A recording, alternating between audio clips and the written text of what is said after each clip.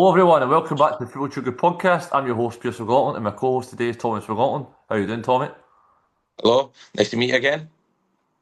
We're recording the podcast today on Monday, Monday evening in South Korea / Vietnam time, because obviously I've got my wedding this coming weekend Saturday, so there'll be a hiatus of at least 2 weeks from the podcast. This will be the last podcast until the end of February. So we've got a lot to get into today in terms of transfer news, Premier League, Scottish Premier League, and some Europa League news as well.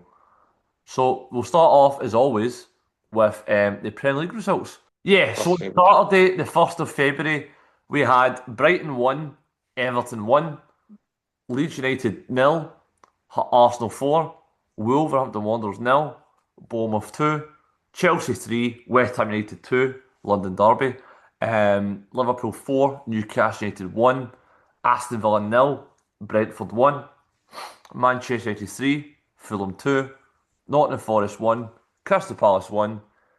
Yeah, so we're in obviously Korean time, so technically it's Monday for us. So Monday, the 2nd of February, we had Tottenham Hotspur 2, Manchester City 1. Tomorrow, Tuesday, 3rd of February, and that is the last game of the weekend, and that is Sunderland versus Burnley. So, Tommy, is there any standout fixtures for you? Yes, but not for the goals, the headlines. But I'm going to choose the Chelsea versus West Ham game. As I watched that game's highlights of it, I didn't watch it live because the time zone.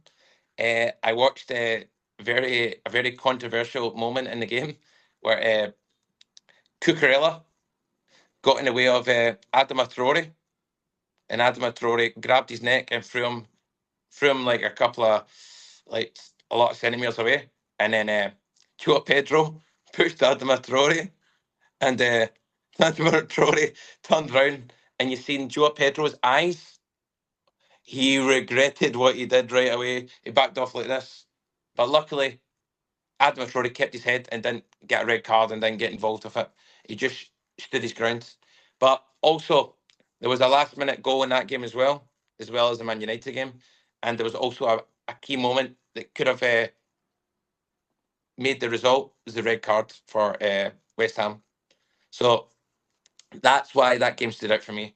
The key moments, the last-minute goal, the altercation between Cucurella, Joao Pedro and Adama Traore, and also the red card that was not at the end of the game, but in the 16 minutes of the game. So that could have been a key moment for West Ham to get back into it. So what about you, Pearse? What is the key moment for you? And what game? I mean, so I've went with the Manchester United 3, Fulham 2, mainly because that Michael Carrick's just continuing this fantastic run at the moment. He's riding the wave, get two real different fixtures out of the way, and he's brought a feel good factor back to Manchester United. They were 2-0 up in the game. Casemiro scored a brilliant goal. He then set up Cunha with a no-look pass, which is unbelievable. It just shows you that Casemiro's getting back to his best. Because last season he looked a bit overweight, he looked a bit off the pace. And it's also been confirmed this year as well that this will be his last season. Once his contract's busted, somebody will be leaving Man United, so it's a big loss because his resurgence has been really good. And then obviously Fulham 2-0 down, they bring it back to 2-2 with 2 late goals. Jimenez a penalty, and that's Jimenez has got an incredible record. He's the only player in Premier League to score 12 penalties in a row. So it's the longest streak without missing in the Premier League. I think he's missed a penalty before, but in terms of his last 12 penalties, he's 12 in a row. So that's an incredible statistic there. And then they scored in added time to make it 2 each in the 91st minute. And then Benjamin Sesko, 94th minute, winner, scenes at Old Trafford. And for me, that was the reason why that was a standout fixture. So we're going to talk a little bit about transfer news. So there's a little bit of, obviously it's transfer deadline day today. But obviously we're recording this before the transfer window will shut. So not all deals will be confirmed, but we'll only talk at the most significant ones that will be confirmed. And the ones that we're talking about is so it's like a combined deal, obviously circulating around Crystal Palace.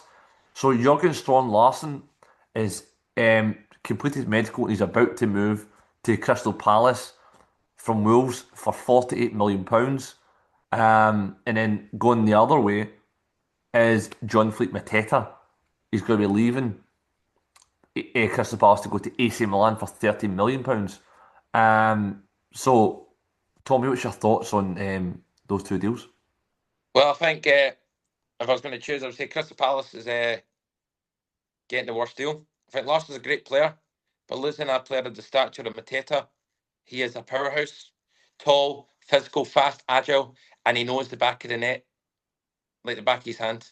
So I think AC Milan have signed a quality striker, and I think that's what AC Milan needed. I think they're a great team, AC Milan, but they didn't, since Giroud, they've not had like a standout number 9. You know what I mean? So for 30 odd million euros, I think that's a banging deal, especially for a Premier League proven striker of that quality. So I would say that's I think Crystal Palace have got the worst deal on that. I'm not no any hate towards Larson, but I think Mateta's some player. I've watched him for a couple of seasons in the Premier League, and he's been outstanding. What about you? What do you think about the deals that's happened? Well, I think Jurgen Larsson has been one of the standout players for Wolves and a struggling Wolves team that are bottom of the league. But like, Mm, yeah, I think his age, I think he's really young, so I think he's like 22, 23 years old. mm. He's tall, physical, like Mateta. Yeah, And I think if you're buying from a Premier League rival, you need to you need to pay the premium, especially on deadline day as well. So I think the fee is yeah. high, but if you're Wolves, you're potentially you're going to get relegated this season anyway. The bottom of the league, and he is the best player. So for me, brilliant deal for Wolves. Sad to lose their star striker, but Palace are replacing Mateta, and Mateta hasn't been as good as he's been last year. But He's still, the season slowly. He has played for France this season, at the start of this season, and he scored for France. It's a World Cup year as well, so and I think the fact that he's 28 years of age and he openly told Palace this window that he wants to leave. Mark Gahey has left this window as well. Oliver Glasner's confirmed that he's leaving in the season. So I think it's a bit of a transition period for Crystal Palace. And I think it's a good deal for everyone. I think Strand Larson, I think he will come good at Crystal Palace. mm, And I think Mateta will hit the ground running in Serie A. And he's not the only Premier League striker they've signed this window because obviously AC Milan have signed Nicholas Füllkrug on loan from West Ham, who hasn't done anything in the Premier League, but when he was at Dortmund, he was very, very good. So I think they've wanted that kind of target striker at AC Milan. So good deal there. And now we'll move on to the Scottish Premiership results. Sunday, the 1st of February, we had Kilmarnock 3, Aberdeen 0, Livingston 0, Motherwell 2, St Mirren 0, Dundee FC 0, Dundee United 0, Hearts 3, Hibernian 0, Rangers 0, Celtic 2, Falkirk 0, which was played today. So Monday the 2nd of February, that game. And so, Tommy, what's the standard result there for you? Rangers nil, Hibernian nil. Would you like to elaborate on that? Yeah. So basically, Rangers had a good run of form. Still do. It's a draw. But when I watched the game, Rangers should have won the game, but just couldn't take their chances. Jack Butland also kept them level as well. He had some game, Jack Butland. And this end of the at this point of the season, Celtic and Rangers are swapping positions quite often, depending on their form. So this result was very key for Rangers to gain traction towards Hearts, as Hearts continue to show they're the big boys at the top. So Well, Hearts have got another result. They've won 3 points. So they're getting further ahead of Celtic and Rangers. And Hibernian have took 2 points off Rangers that they should have won. Right. So they took 3 points away and they gave them one. Right. Celtic won, and now Celtic are level points, but because they won and they got a same goal difference, but I think they're one because they the most recent result. And I think if Celtic can keep up this run of form and getting more signings in the deadline day, I do think that they'll challenge for the league more than Rangers. So that result kind of stood out to me because this will probably knock the confidence out of Rangers, because Rangers were starting to think that they're going to win the league, because they got a handsome results, 7 results in a row they won, didn't it? Seven, right? Rangers in the league No, you get all competitions, like competitions, there's like 1, 2, 3, 6, 8 wins in a row. 8 wins in a row, and then they got beat off Porto. Is it Porto? Aye. Total Europa League And win. then drop points at Hibernian. So I think they've now lost a little bit of confidence. So you all see it's Rangers form dipping, and they'll go in and out of wins and draws and losses. I So think I think that was the key result for me. to touch on it as well, you've in a 2 weeks time, they're actually playing Hearts Rangers, so that's a very big game in terms of Celtic if these keep picking up the points, and obviously if Hearts and Rangers draw and they both drop points, or if Hearts win, they can put Rangers even further down, or vice versa, or Rangers win and they cut the gap to Hearts, Mhm. and Celtic cut the gap to. So it's going to be, so for me, it's an incredible season in terms of the title race. But I'm going to go with the Kilmarnock 3, Aberdeen nil. Just because Aberdeen are in disarray at the moment. No manager. Mm. They've lost Jesper Karlsson. He's went to Holland, and they've lost Aliush. He's now away to Sunderland. The Sunderland are now selling him to a team, I think in the Bundesliga. Schalke. That's it, Schalke. So, and the fact is, they've lost 3-0 to Kilmarnock, and Kilmarnock are right in the relegation zone. That's Neil McCann. Terrific result for them. Home form is going to be vitally important for Kilmarnock. And they've not been in a good run of form themselves. So they lost 4-0 the last game to Motherwell, and they hadn't won it. Kilmarnock, so that's Kilmarnock's first win since October. Kilmarnock have been a horrendous run of form. So for me, that is going to be the standout result, just in terms of the result. And then talking at the top of the table, Celtic picked up a good win yesterday, 2-0 versus Falkirk. I thought Falkirk were very, very good in the game. I think Celtic were quite lucky at times, um, but they took their chances, and that's all that matters in terms of the title race and picking up results. And that's what Martin O'Neill does. He just finds a way to win. And then you mentioned Hibs and Rangers. A draw is brilliant for Hibs. Rangers, terrible result because you're expecting to win the game and keep the pressure on Hearts. That they've failed to do that. And then Hearts have beaten Dundee United, 9-man Dundee United at that.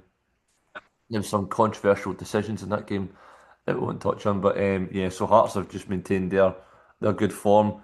So at the top of the table, it's looking really, really promising. So Celtic have now overtaken Rangers, like you said, but they're on the exact same goal difference.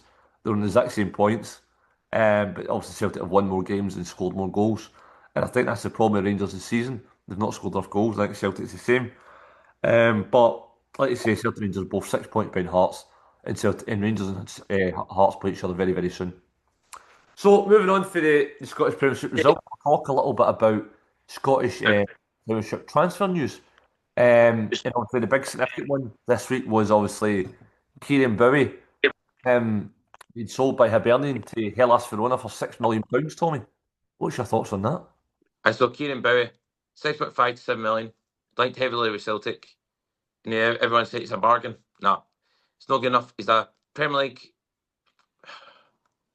decent striker, semi decent. Going to Italy, this can make or break his career, because there's so many people who went to Italy and flopped. So if he can make a name for himself and get bagging a lot of goals, doesn't matter if it's tap-ins or normal goals, gets a good record, he could make it big in English Premier League or go to the Spanish League. So I think if he can prove to everyone wrong, like me, prove me wrong, I'll help hold my hands up. But right now, I don't think that's a good purchase for them. He's a young player, very young player, but we'll see what happens. What do you think about it? Well, I think he's a very good player. I think 23 years of age, Hibernian would get a massive record sale. Unbelievable bit of business from them. Um, and I think, like you say, I think he's maybe a bit too early. I think to Italy, but I think if you're getting that money, I think Hibs can't reject it, and I think for him it's a chance to go to a league. They've got a lot of Scottish players that have went there and done well. For example, Lewis Ferguson, captain of Bologna, Josh Doig has been there with Sassuolo. Aaron Hickey's went there as well with Bologna before. Scotty Scott Thomas, Tomley. Billy Gilmore, Shea Adams. I mean, so the list is Ewan going on. Henderson as well. Ewan Henderson. Liam Henderson, not you. Sorry, Liam Henderson. He was the first one to go, but like you say, they've went there and not. I don't think any of them have flopped. I think they've all done and performed admirably. And I think Kieran Bowie is shown in glimpses this season that he's a very good player. But I think it's just his consistency. And I think with playing in a very defensive-minded league, I think tactically it will maybe develop him more. And I think obviously he's Scottish striker, and Scotland are not really blessed with amazing strikers. Yeah. The fact is he's got a chance to go and develop, and I think fair play to him, and I think it's a brilliant deal for everyone. And I think hopefully he can go and kick on, and hopefully in the next couple of years he can be leading Scotland as the number one striker. So now touch on the last bit of transfer news in Scotland. So this morning, yesterday, and a couple of days ago. So Arne Engels been subject to transfer activity from RB Leipzig, £40 million bid, and then the same from obviously Nottingham Forest, and they've upped the bid today, this morning, in UK time to £17.5 million. Obviously, he was signed last summer for £11 million from Augsburg. He's split right down the middle in terms of his fan base of Celtic, and I think he's one of those players you can see the potential, but at times he also flatters to deceive, and I think um, Celtic would be stupid, in my opinion, to sell him this late in the window because I don't think they'll get anyone in to replace him. And Yeah, I think if you're going to sell Arne Engels for a profit, I think you do it in the summer. What's your thoughts, Tommy? I agree. Sell now. It's fair. You'll be getting prices for players will inflate because you're last minute and you're trying to get a deal in, and you probably pay over the top for a player that probably will not be good in the position that you want them to be. So you'll get like a mediocre player for like 12 million, for like 12 million. So I think I do see potential, but he does go invisible a lot, and he leaves McGregor. He abandons the ship and leaves McGregor to deal with it all by himself. And it's not just him; it's other players. But if it was me, if I received 20 million in the summer, not this summer, not this summer window, not this window, but the next window, and they had like a good sell-on clause, I would accept 20 million. I think that's if he can get up to 20 million next summer, I would say sell with a buy-on clause. What about you? Well, I just gave you my thoughts on it, Tommy. So Well, what would you say is the minimum you'd accept? I think, like you say, I think if you double your money, I think if you get like 22 million, or round about that with maybe add-ons and percentages, I think he hasn't lived up to the hype, and Mm. I don't think he's as good as a player like Tom Rogic, Matt O'Reilly, and I probably wouldn't even put him higher than David Turnbull. A couple of years ago, I think he doesn't offer enough goals. He sometimes goes missing in games. Um, Quite often not, and he's meant to be renowned for his set pieces, but his set pieces aren't that great to be honest. So they're good every now and again, but if you're Mm. paying £11 million for a player in Scotland anyway, you're expecting the complete article, but he's not. So that's all the transfers. Okay, so for the final part of the show, we're going to talk about Celtic in the Europa League. So they played on Thursday night against Utrecht where they won 4-2, and they've now secured a playoff round in the last 32 where they'll play Stuttgart. So Tommy, what's your thoughts on the match against Utrecht and then obviously the draw against Stuttgart? Well, I think the match against what do you call it, Utrecht, it was kind of guaranteed for me. Like I felt as if like the level of the squad and who was in the squads, like Celtic were guaranteed to win. I don't know any good players in Utrecht. They're a decent team, good level in that. But Celtic didn't have any worries with Martin O'Neill back in back at the helm of the club. I knew that they were going to succeed and go through. With the draw against Stuttgart, I'm 50-50 with it.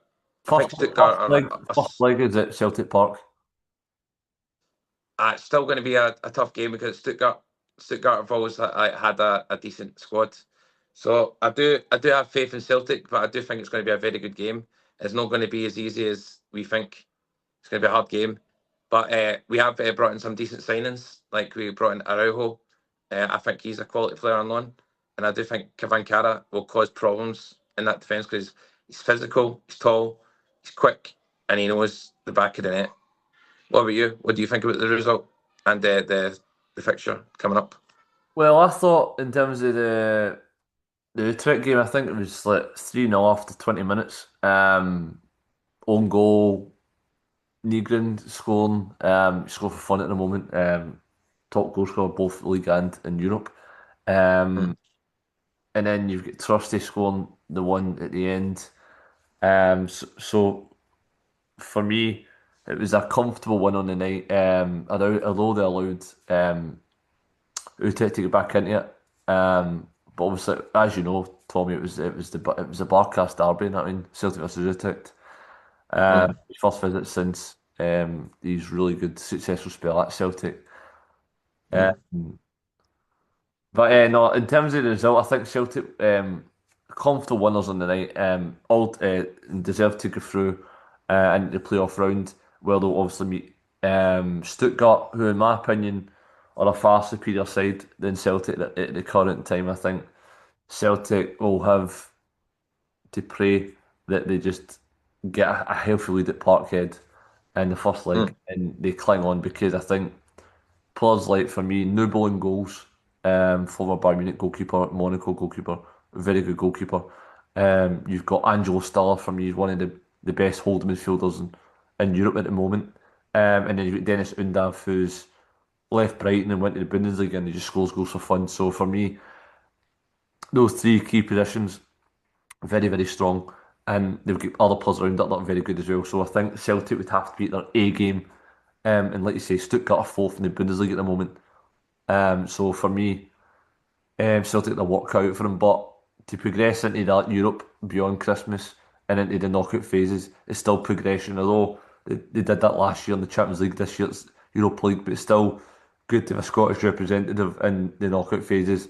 And you just never know. Celtic can, well, under Martinelli, anything's possible. He's provided miracles in both his second and third spell in charge this in his tenure, and I think he's proved in Europe as well that he's more than capable. We've done it against Feyenoord away.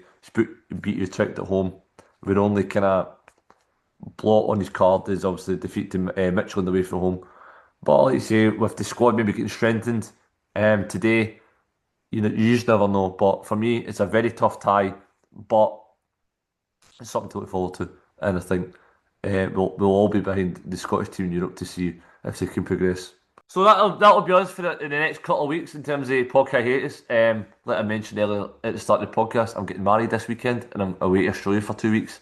So we'll resume the podcast on the way back. Tommy's coming over to Korea as well for a few days, my family and that. So we've recorded this podcast early before the deadline is closed in terms of transfer window. We'll update you after my honeymoon. But I've been Pearse McLaughlin, and you've been Tommy McLaughlin. And we'll see you in 3 weeks. Right, see you later. Bye bye.